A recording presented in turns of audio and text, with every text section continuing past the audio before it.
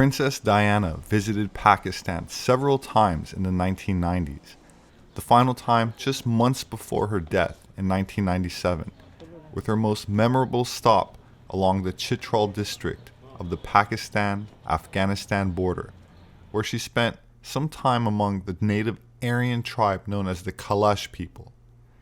Fast forward 25 years, when Prince William and Kate Middleton follow in his mother's footsteps, visiting the foothills of the Hindu Kush mountain range to witness festivities performed by the local people who wore traditional, bright clothing and performed for the royal couple.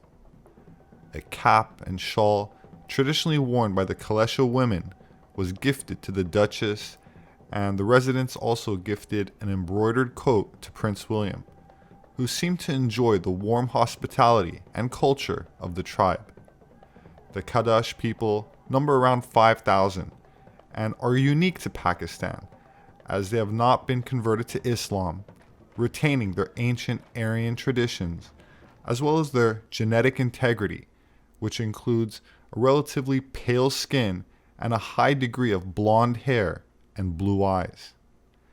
While it's popular belief that their fair phenotype is a result of Alexander the Great's invasion of the region, Y chromosome and mitochondrial DNA markers provided no support for this false claim made by those that seem unable to grasp that ancient Aryans once ruled Central Asia prior to the conquest of Islam and the racial mixing that ensued thereafter.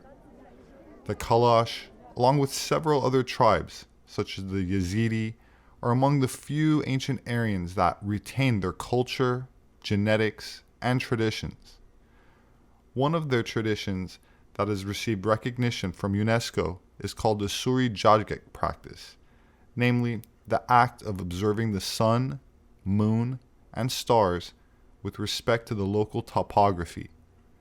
The system is used to predict the appropriate time for sowing seeds, animal husbandry, and natural calamities, as well as to govern the Kalesha calendar as well as their rituals. The daily life of this tribe is spent farming and raising livestock, and on certain days they carry out their religious traditions and rituals, which includes lively dancing, drums, and flute music. The Kalash people have many unique festivals, one of which is the Gundalak festival, when a strong and privileged teenage boy is sent to the mountains to live with a pet goat for the summer. He's expected to be fat and strong after constantly receiving nutrition from goat's milk. When the festival starts, for 24 hours, he's allowed to have sexual relations with any woman that he wants, even against a married woman or young girls who are still virgins. However, the Kalash people claim to have eradicated this practice in recent years due to social and political pressure from outsiders.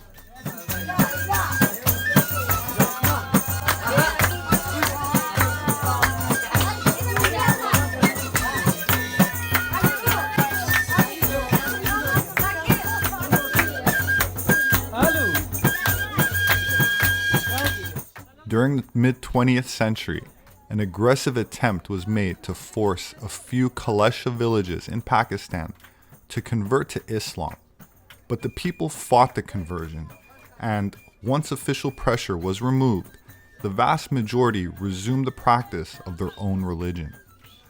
That said, some Kalash have since converted to Islam, which forbids music and dancing, and much of the Kalash community shuns the Muslim converts, whose religion is seen as suppressive and foreign, the same way it's perceived by many Iranians, who themselves share an Indo-European or Aryan ancestry, but were forced under the thumb of an Islamic theocracy whose imams and political leaders are accused of corruption given their absolute and totalitarian power over the people.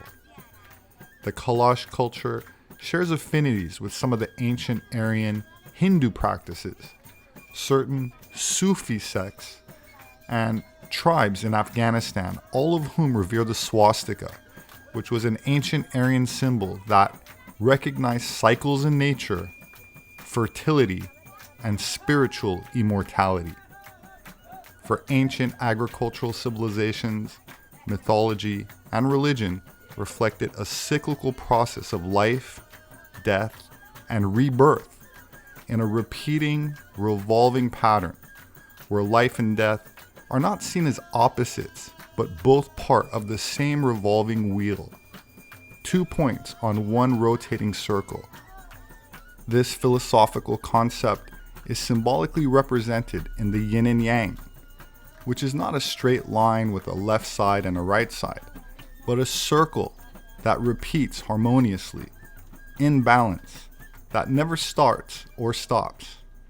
Much like the swastika symbol, which has been disseminated all around the world by the earliest agricultural civilization of the Holocene, who are remembered in some of the oldest known literature as Aryans, such as the Hindu Vedas, or as a self-designation in the pre-Christian cuneiform stone reliefs of Mesopotamia, particularly in Iran. The ancient Aryan religion is no longer practiced in its original form, which at one time inspired ancient Tibetan and Buddhist traditions, but now can also be seen under the veneer of many modern faiths, particularly those that have a deity that dies and is resurrected, such as Christianity, which is one reason why the cross was so readily embraced as a symbol of the new Roman faith, replacing the already revered swastika, which held a symbolic esoteric meaning. Other pre-Christian examples of a deity that dies and is resurrected is Osiris and Horus, Dionysus, who's also reborn, Inanna, who's a goddess archetype from ancient Sumer that is stripped naked, impaled, then resurrected after 3 days, Adonis, who is resurrected by Zeus following his early death, Romulus, who experiences death and returns to life, and Moloch, which I covered in a prior video and equated to Saturn, which is considered a dark, nocturnal aspect of the sun, celebrated at the end of the year, called Saturnalia in ancient Rome, right before the sun is reborn following the winter solstice. So in this context, life is not the opposite of death. The opposite of death is birth. Life has no opposite.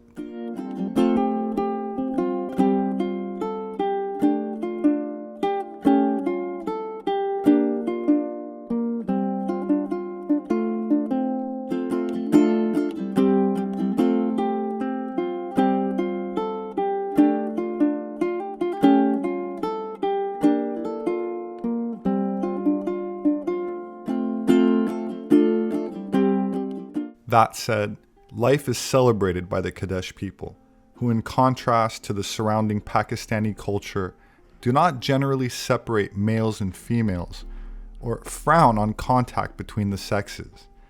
There are some exceptions, however. For example, during a woman's menstrual cycle or pregnancy, when females take some time away from the community in special housing, but return once they regain their, quote, purity. There's also a ritual restoring purity to a woman after childbirth, which must be performed before a woman can return to her husband. Girls are initiated into womanhood at an early age of 4 or 5 and married at 14 or 15. If a woman wants to change husbands, she'll write a letter to her prospective husband informing him of how much her current husband paid for her. This is because the new husband must pay double if he wants her. The historical religious practices of neighboring semi-Aryan tribes are similar to those of the Kalash people in that they ate meat, drank alcohol, and had shamans, as well as a strict code of intermarrying within the community in an effort to maintain their genetics and purity of their ancient bloodlines.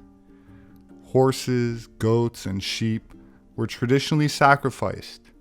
Wine is considered a sacred drink used during rituals and festivals, and one's purity is revered.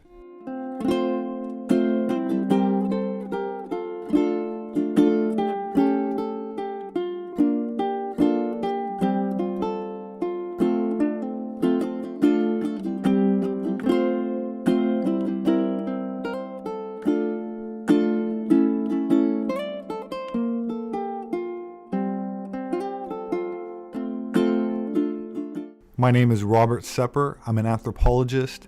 My published work is available on Amazon and through all other major book outlets. If you'd like to support my work, you can do that through patreon.com. There should be a link in the description. Please subscribe for future updates. Leave your thoughts below. Have a wonderful weekend, and I hope to see you again soon.